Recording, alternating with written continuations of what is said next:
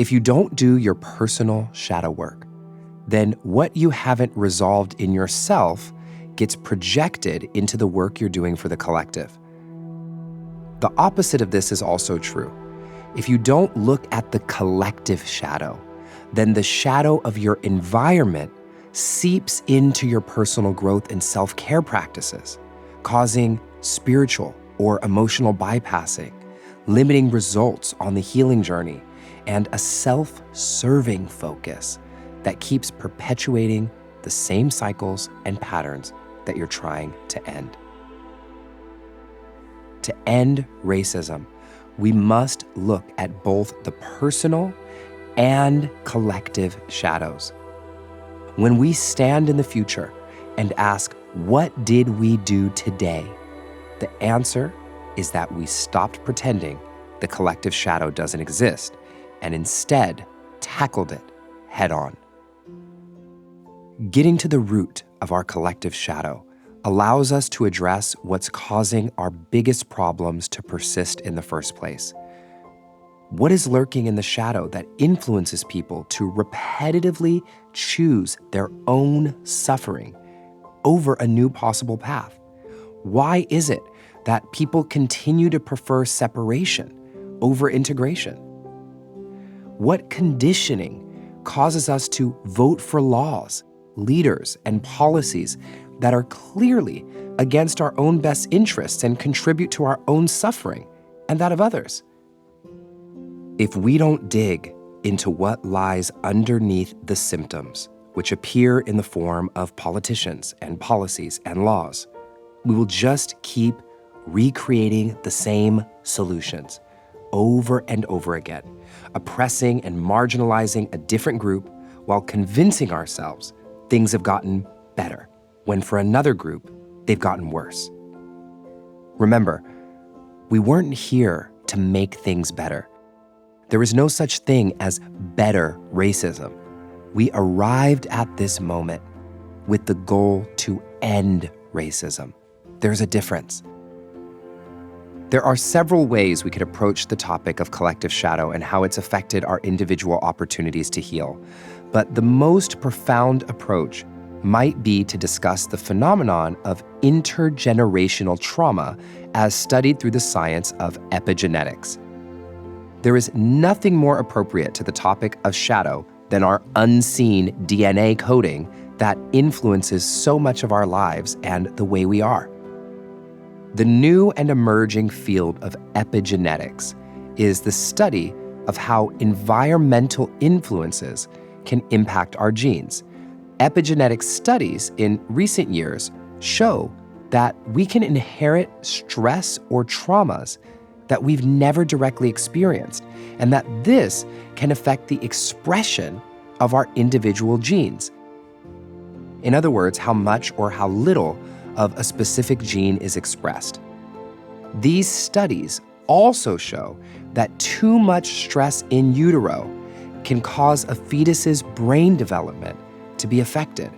Thus, what we've learned is that, to a certain extent, we are more than just an expression of our ancestors' genetic code.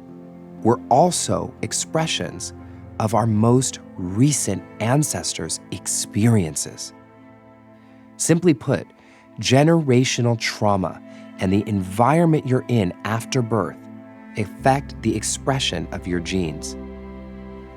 First, we need you to understand the concept of intergenerational trauma, meaning trauma that's passed down from one generation to the next.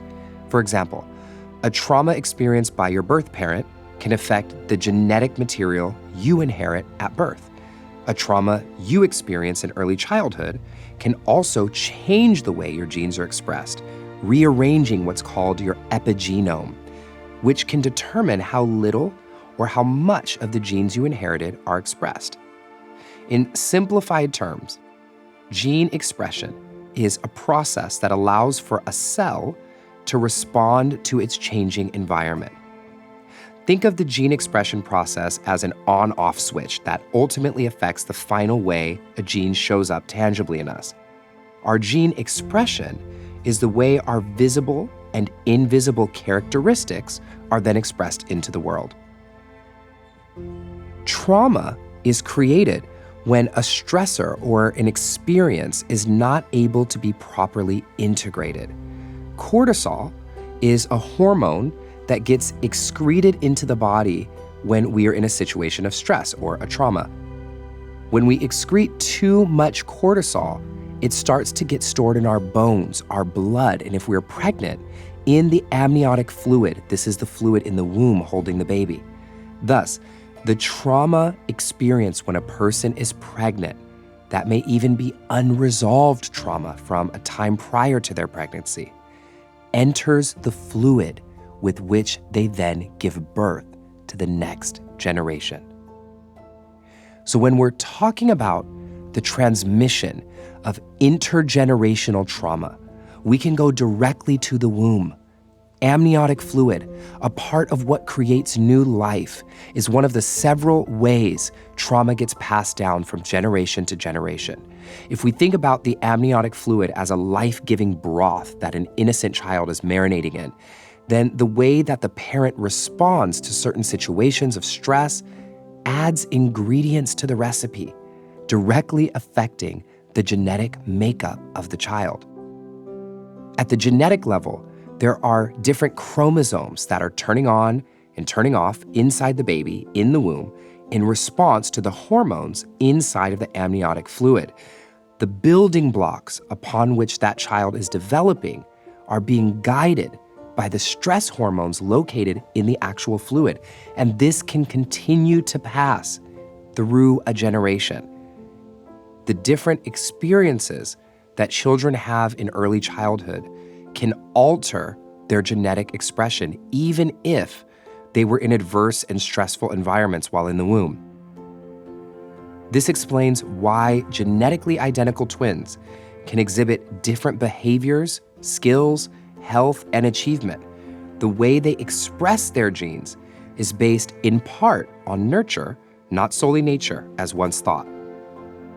This is huge news because, yes, trauma is passed down genetically, but those genes can express differently based on our environment and experiences. Yet our society rarely changes unless we've changed our inner world. In other words, you must understand that conditioning can be changed when we change conditions, and that conditions can change when we change our conditioning.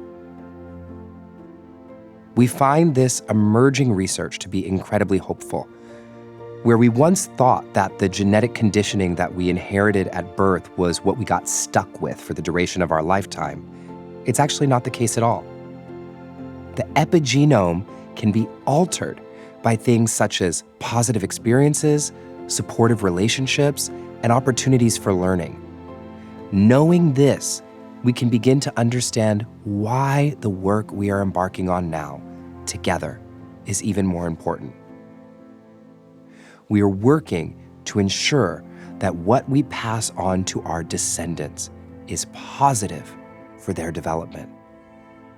Learning the tools and developing the resources to do the inner work required to reverse the effects of genetic trauma can begin to shift our trajectory.